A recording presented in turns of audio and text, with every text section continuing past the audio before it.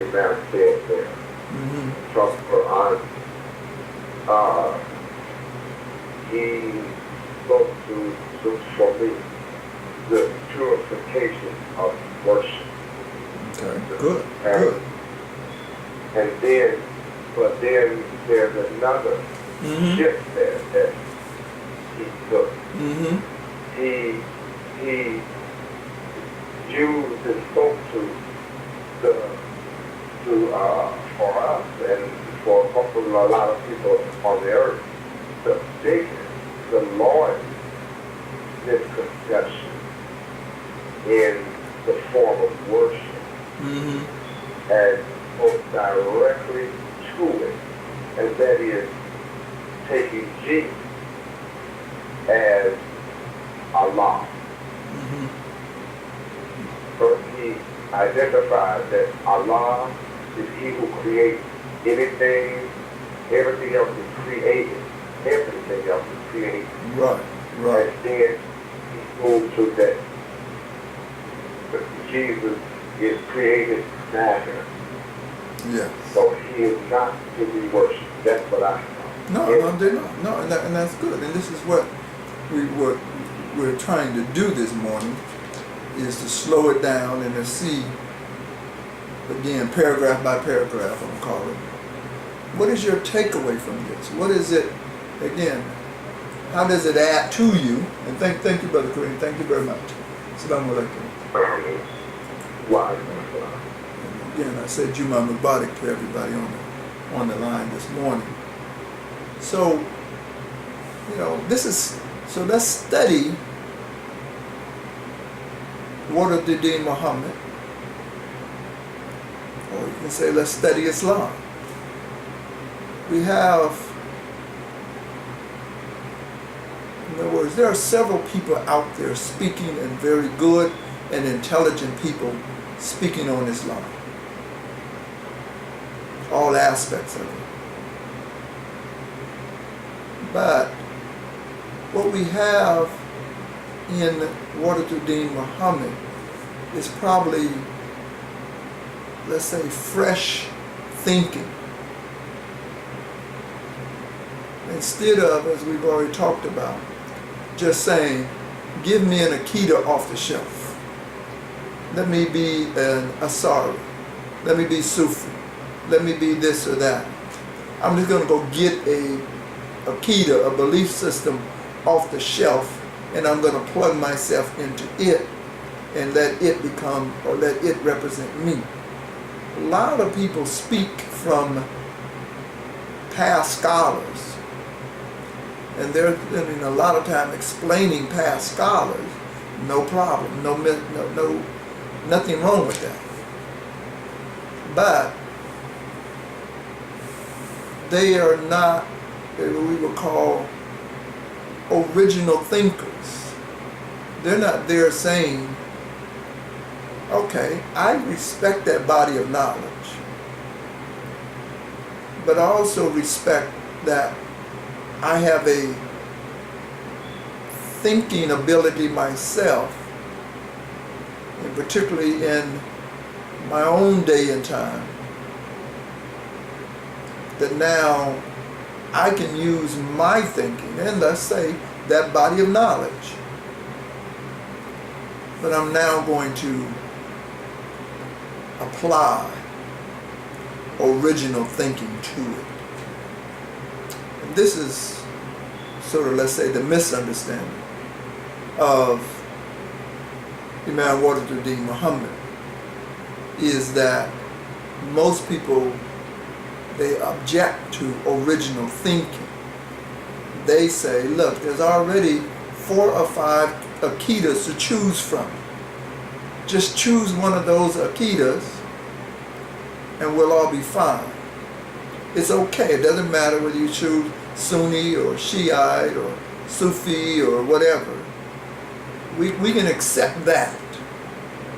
We're used to that debate or that discussion or those concepts. But when you come along and then, again, I say create, you apply original thinking, And now you're outside of these aqeedas that I'm familiar with. I don't know how to approach you. I don't know how to do except say that you are outside of Islam. They don't teach Islam over there. They don't know how to handle you. They don't know what to do with you because you're outside of the scope of the original aqeedas that they're familiar with. Again, go get one off the shelf and then come talk to me. I can handle that conversation. But I can't handle a conversation you coming from, quote, the language of Warith Deen Mohammed. What is that? That don't even exist. Brother Kareem, person wanted to go out, and inshallah if you have another question or comment, press it to come back in. Sister Mahasan, assalamu alaikum. Walaikum assalam. I'm doing well. Very inspired by your discussion this morning and the information.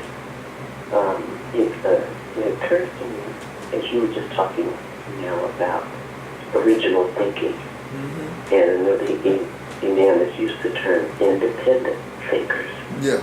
That was very, very important for him to capture us in that stream. And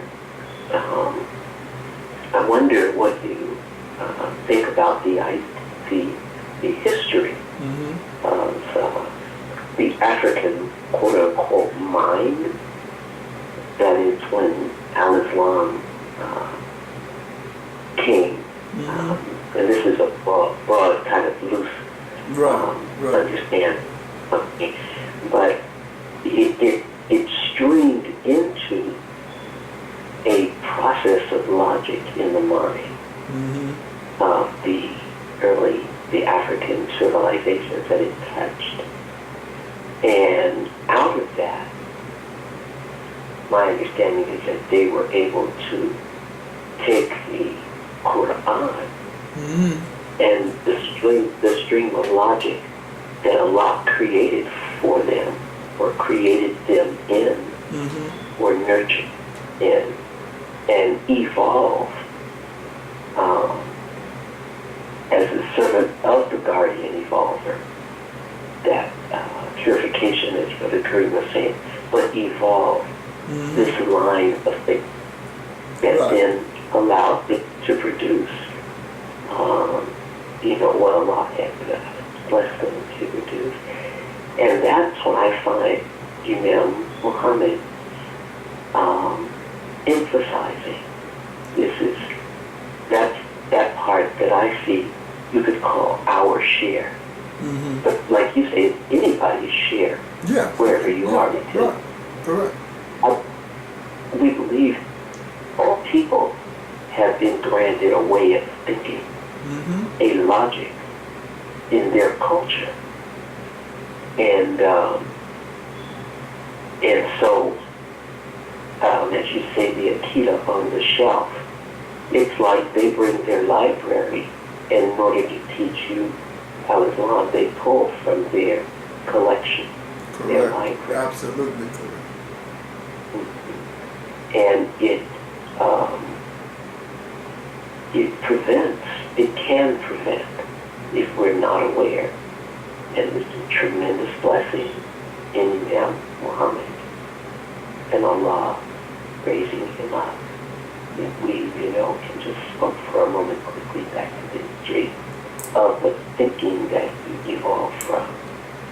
And so here we are with something new, specifically suited to us, but it's new on the horizon too.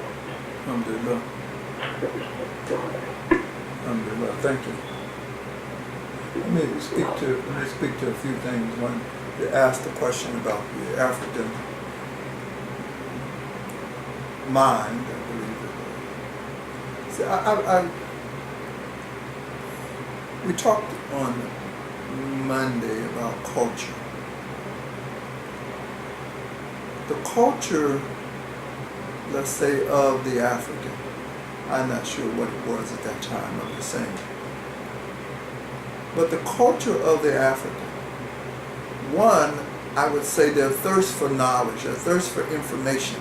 When they ran into Islam, and let's say Islam ran into them, when they encountered this new information, this new library, they went at it with such a thirst that it created these great minds. I was once at an event for the Timbuktu, saving the Timbuktu manuscripts. I was at a museum, that's where it was. In Jacksonville, Florida, in Jackson, Mississippi. There is the Islamic Museum, I forget the full name of it. Get an opportunity to go to Jackson, Mississippi, please put that on your tourist list. But in there's some pieces, some remnants of the manuscripts from Timbuktu. One really stuck in my mind because I say, I'm Thomas Abdul Salam, the twin servant of peace. But this manuscript that they had, and Brother read from to give us something, it was a study of peace, of the concept of peace. Now, again, this is just, let's say, a word. Let's study the concept of peace. Maybe get into mediation, get into negotiation, behaviors, so forth, characteristic, whatever. But this manuscript was just on this one subject matter. And this creates great minds. And if we're going to be counted among that group, we're going to have to become thirsty for knowledge, for information, not just, i.e., being spoon-fed it. Okay, Warith Deen Mohammed, give me some more. Warith Deen Mohammed, let me listen to some more of your tape. Or Warith Deen Mohammed, no. I don't need it spoon-fed to me. I now need to take the concepts of that have been fed to me and create study groups around it. And again, referring you back to the conversation of Imam Warith Deen Mohammed, cause and effect. He said, look, we have to create white papers, position papers. This is what the Timbuktu manuscript was. It was a position paper on peace. So where's our position papers? Where's our solutions? Where have we sat down and began to study, again, paragraph by paragraph of Warith Deen Mohammed, along with Qur'an, along with Prophet Muhammad sallallahu alaihi wasallam, along with this great body of knowledge and information, history?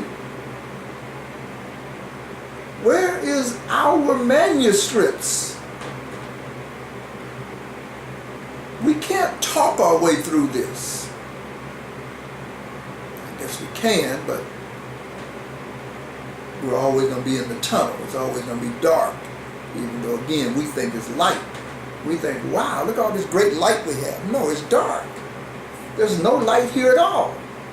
You haven't created any light. All you did have been spoon-fed some information, and now you think, wow, guess what? I'm great. No, we're not great yet. We haven't even begun to perk the surface of being great.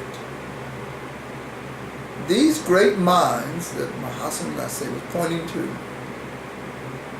they had such a thirst for knowledge that they became the center, the gravitation of knowledge and information for the known world at that time. They wasn't traveling to Mecca. They weren't traveling to Medina. All roads led to Timbuktu. But again, do all roads lead to us? No, they don't. They don't lead to us. They don't even lead to Warith Deen Mohammed. Because we have not done our job. They will never lead to Warith Deen Mohammed. Never. Because we didn't do our job. Now, somebody in the future, they may pick it up, they may hear about Warith Deen Mohammed, they may go into study, and they may be just like them African minds, and they say, wow, who missed this opportunity? And they will do it, but it won't be us. I don't think so. One, most of us have got what we call over the hill, so we're not going to do too much more than what we've already done. So we really have to depend on our young people, or somebody, some group of people in the future. As Allah says, I'll raise up a whole nother people. There's no exclusivity to us. Just because we sit there in front of Him, there's no magic that rubbed off on us. There's no magic here. Okay? There's nothing magical about it. Hassan, press 1 to go out and press 1 to come back in. You have a question or comment? Brother Kareem, assalamu alaikum. Wa alaikum assalam. You said a whole lot here. You know, there's a time factor in a great work. Yeah. You know, yes, and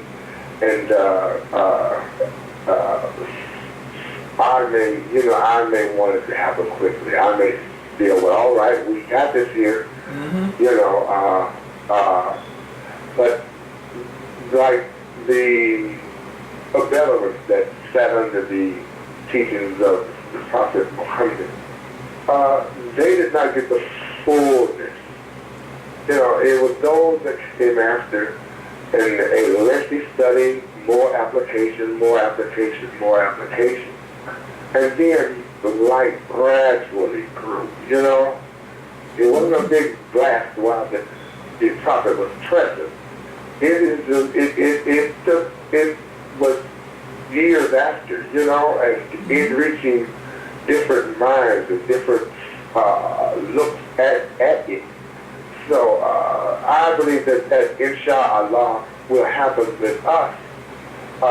That yes, we are present, but you know, and I agree with you that I don't believe that we got it all just because we were present. Mm-hmm. And we have a catalog.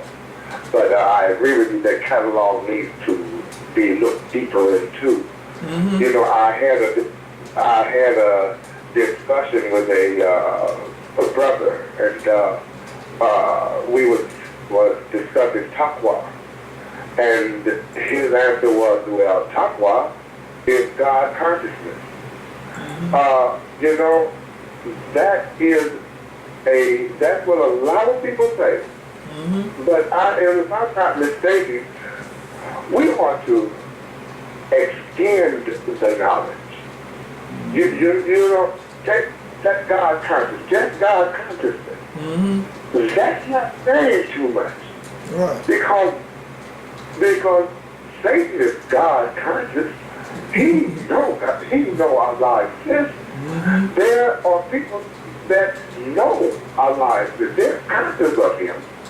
And they still do the wrong. Mm-hmm. So it will behoove us if we dig deeper into the God consciousness. You know, I was trying to state to him that here's something from the Qur'an. I don't want to just speak from out of, my head, which is all right. It's all right to, the guests and all of this, alhamdulillah. But it should be Qur'anically based. Sometimes when we say God consciousness, we are thinking of the beauty of Allah, the mercy of Allah, the wonderment, the mystery of Allah. But that things are not been working too well. There's another side to Allah. And here it comes. Why should it stop me? Here comes one reason, and that's it's not the only reason, but here's one side of that God consciousness too. Those who reject our sign, we shall soon cast into the fire. As often as their skins are roasted through, we shall change for fresh skin, that they may taste the penalty. For Allah is exalted in power. Why? Yes.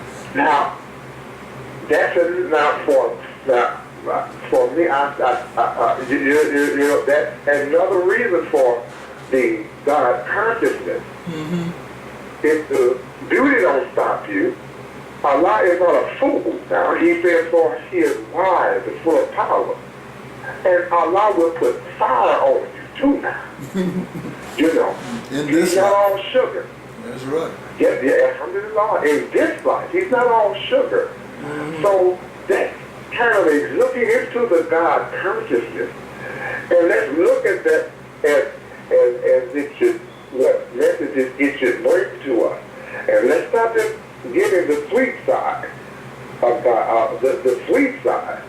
There's also with that Allah is just, and He is stern. So because there are people that are God conscious and still do the wrong. Okay. So that's an extension of that. That's what you are. Mahasan, just one quick second. Because one thing you did say a little earlier, I did want to kind of comment on, and that is the library. I mean, we have a library of language of Warith Deen Mohammed. But we haven't created our own library. You think about Timbuktu. It did not exist in that form anyway. These people came into knowledge, they came in contact with Islam. But those manuscripts did not exist. In other words, they didn't bring those manuscripts from Mecca or Medina or Syria or Damascus or anywhere. They didn't bring those there. They created them there. And again, and with such scholarship, that even today we talk about Timbuktu, and it hasn't been in existence for I don't know how long. That's how great that information, that body of knowledge was. Knowledge came to them, but out of that knowledge they created a body of knowledge from it. So yes, Brother Kareem is kind of speaking to that as well. Sister Mahasan again. Brother Kareem plus one to go out, please. Sister Mahasan, go ahead, please. Yes, I'm grateful for those distinctions that you're making, because if we follow the train of thought as to what you were saying, it becomes clear that again, Allah, the beneficent, the merciful, gives humanity at this point of creating. He gives humanity what it needs. I call it seed packing. And depending upon the encounter that life has all these things that Allah has already pre-created. I've used that term. Right. Hopefully you understand what I mean. No, I think I got you. Everything, alhamdulillah, everything is there that you need to activate that seed packet Right. and grow it Right. and produce fruit, because that's what you're talking about, Mm-hmm. producing fruit, Yes. right? Yes. So, and no one, nothing that Allah created is deprived of that. Allah provides every molecule that we need to go forth with and be fruitful to do that. Right. So, one of the things that is very challenging, let's take a local and straightforward example. Mm-hmm. Harriet Tubman was, they were lauding her that she freed upwards of 300 slaves, Mm-hmm. right? She simply said, well, I could have freed more. He said they didn't know they were slaves. Yes. She lost some along the way, Mm-hmm. you know, because her destiny was to deliver those in her charge to freedom. Mm-hmm. Right. But some didn't believe that they were slaves, and their fear kept them from freedom. So this is what I hear, and this is the encouragement of knowledge and education, because when Islam was brought to the Africans, they had to learn. They didn't know Arabic. Yes. True. They had to learn it. They had to be taught it. Okay? But they were very strong in their thinking processes. And Allah had given them that as a nature, as a culture. Mm-hmm. When Al-Islam elevated what they were dealing with, they didn't throw away that logic. They took it, and it's like a recipe. You know, they mixed it. It used what they had. This was one of the encouragement of our chain of leadership. We came to Booker T. Washington, Noble Drew Ali. Mm-hmm. They all emphasize using what you have, but you can't use what you have if you don't recognize what you have. Yes. And so they were tying back into an ancient keeping a continuum of that ancient wealth that only God can give. Right. We're still in that chain. Mm-hmm. And every people all over the world have their chain. We have our chain, and that has nothing to do with color. It has to do with the creation that Allah has made us an individual, just like you said. He said, well, if you won't do it, I will create another people. You actually won't have to go far. No, no. Because the seed of what he has created is already here. Mm-hmm. You just advance, expand, enlarge, enlighten, bring to life. We called ourselves, we were the dead, you know, deaf, dumb, and blind. Alhamdulillah. But by the grace of Allah, He brought us to life. Alhamdulillah. So, alhamdulillah. Thank you very much. Alhamdulillah. A couple of statements there, and then we're going to move to the next clip of Warith Deen Mohammed.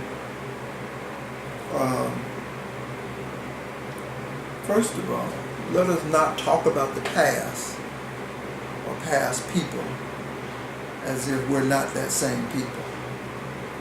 We have the same abilities, the same emotional, intellectual makeup as any other people that has ever existed on the planet Earth.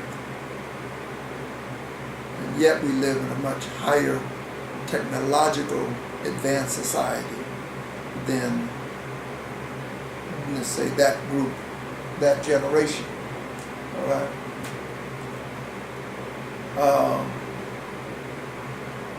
There's some other trains of thoughts I think I lost in my mind.